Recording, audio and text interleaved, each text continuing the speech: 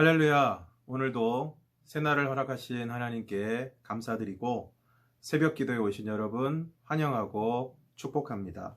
오늘도 말씀을 통해 하나님께서 우리에게 은혜 주시기를 바랍니다.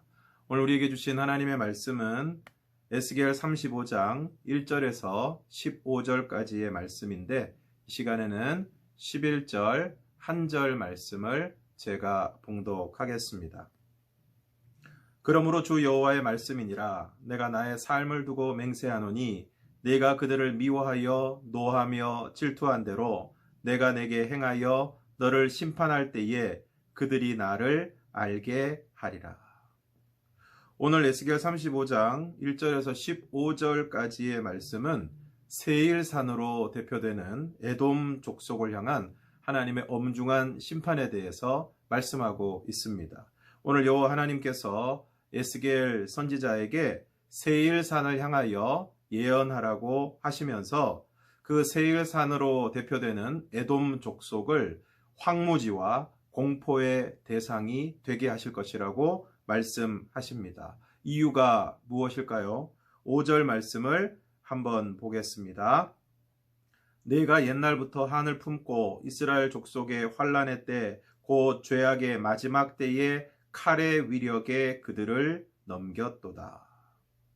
에돔 족속은 에서의 후손으로 이스라엘과는 형제와 같은 족속인데, 옛날부터 한을 품고 어쩌면 팥죽 한 그릇에 장자권을 팔고 야곱이 아버지의 축복을 가로챈 그때로부터 한을 품고 이스라엘 족속의 환난의 때에, 여기서 이야기하고 있는 환난의 때는 바로 유다가 바벨론에 의해서 망하게 되었을 때를 말씀하고 있는데, 그때 이 에돔 족속은 이스라엘을 도우기는커녕 오히려 바벨론을 도와서 칼의 위력에 그들을 넘겼다는 것입니다.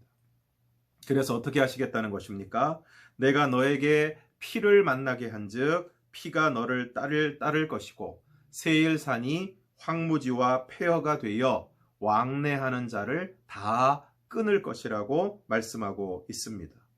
그리고 11절 말씀에서 내가 그들을 미워하여 노하며 질투한 대로 내가 내게 행하여 너를 심판하실 것이라고 말씀하고 있습니다. 오늘 우리도 누군가를 미워할 수 있습니다. 그렇다고 해서 그 사람을, 어떤 무리를 너무너무 미워하고 노하고 질투하고, 그래서 그 사람에게 분풀이를 하면, 특별히 그 사람이 곤경에 처하고 어려움을 겪게 될 때 그것을 좋아하고 심지어 그 사람을 더 큰 어려움에 빠뜨린다면 하나님께서 우리에게 그 사람에게 한 대로 갚아 주시겠다는 것입니다. 그러므로 어떻게 해야 되겠습니까? 너무너무 밉고 화가 나고 질투가 나고, 그래서 갚아주고 싶을 때 어떻게 해야 하겠습니까? 로마서 12장 19절 말씀을 함께 읽겠습니다. 내 사랑하는 자들아, 너희가 친히 원수를 갚지 말고 하나님의 진노하심에 맡기라. 기록되었으되 원수 갚는 것이 내게 있으니 내가 갚으리라고 주께서 말씀하시니라. 무엇이라고 말씀하고 있습니까? 너희가 친히 원수를 갚지 말고 하나님의 진노하심에 맡기라. 원수 갚는 것이 내게 있으니 내가 갚으리라 말씀하고 있습니다. 사울 왕에게 쫓겨다니던 다윗은 사울을 죽일 수 있는 두 번의 결정적인 기회가 있었음에도 불구하고 사울을 자신의 손으로 죽이지 않고 하나님의 손에 맡겼습니다. 그랬기 때문에 그는 이스라엘의 위대한 왕이 될 수 있었던 것입니다. 로마서 12장 20절은 심지어 원수가 줄이거든 먹이고 목마르거든 마시게 하라고 말씀하고 있습니다. 그리함으로 내가 숯불을 그 머리에 쌓는 것이 된다고 말씀하고 있습니다. 이 부분에 대해서는 여러 가지 해석이 있지만 원수에게 오히려 선을 베풀므로 원수를 부끄럽게 하라는 것입니다. 그리고 21절에서 이렇게 말씀하십니다. 악에게 지지 말고 선으로 악을 이기라. 드라마나 영화에 보면 아주 잔인하게 그리고 철저하게 복수하는 장면들이 나옵니다. 그리고 타락한 본성을 가지고 있는 우리는 그러한 장면들을 볼 때 속이 시원합니다. 그러나 정말 그렇게 복수했을 때 남는 것이 무엇입니까? 복수를 마치고 난 다음에, 복수를 하고 난 다음에도 진정한 마음의 기쁨을 얻지 못하는 허탈함과 또 다른 원한입니다. 어떤 교회에 이런 현수막이 붙었습니다. 최고의 복수는 용서다. 링컨 대통령이 자신을 끊임없이 무시하고 대적했던 스탠튼이라는 사람을 국방부 장관으로 임명했을 때 주위의 참모들이 깜짝 놀라며 링컨에게 이야기했습니다. 스탠튼은 당신의 원수가 아닙니까? 원수를 없애버려야지요. 그때 링컨이 이렇게 대답을 했습니다. 저도 그렇게 생각합니다. 원수를 없애버려야 하는데 원수를 사랑으로 녹여 친구를 만들면 원수는 없어지는 것입니다. 사랑하는 성도 여러분, 지금 이 순간에도 생각만 해도 속이 부글부글 끓는 그런 사람이 있습니까? 일단 그 사람을, 그리고 그런 나의 마음을 하나님의 손에 맡기시기를 바랍니다. 내가 갚으면 나도 하나님의 진노 가운데 있게 됩니다. 오늘 에돔 족속과 같이 되는 것입니다. 철저히 하나님의 손에 맡기시기를 바랍니다.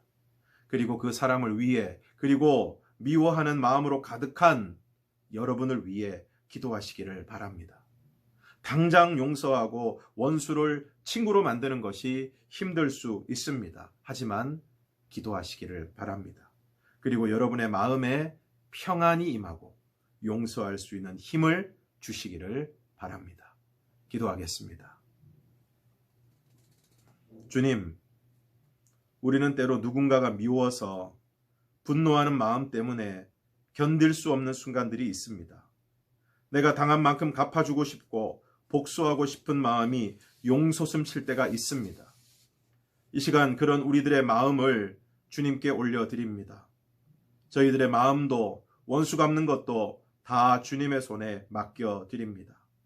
저희들의 마음을 주관하여 주시고 우리가 여전히 죄인이었을 때 우리를 사랑하시고 용서하여 주신 하나님의 사랑과 은혜를 기억하게 하여 주시옵소서. 그리하여 어거지로 용서하는 것이 아니라 용서받은 자로서 용서하게 하시고 그럼에도 저희들의 힘으로 할 수 없사오니 부족한 저희들을 불쌍히 여기시고 붙들어 주시옵소서. 예수님 이름으로 기도드리옵나이다. 아멘. 사랑하는 성도 여러분, 오늘 하루도 미워하고 분노하는 마음이 아니라 사랑하고 용서하는 마음으로 살아가는 복된 하루가 되시기를 바랍니다. 오늘도 주님의 은혜가 함께 하시기를 바랍니다. 사랑하고 축복합니다. 가능하신 분들은 계속해서 기도의 시간을 가지시고 이어서 나가는 기도 제목을 가지고 함께 기도해 주시기를 바랍니다. 감사합니다.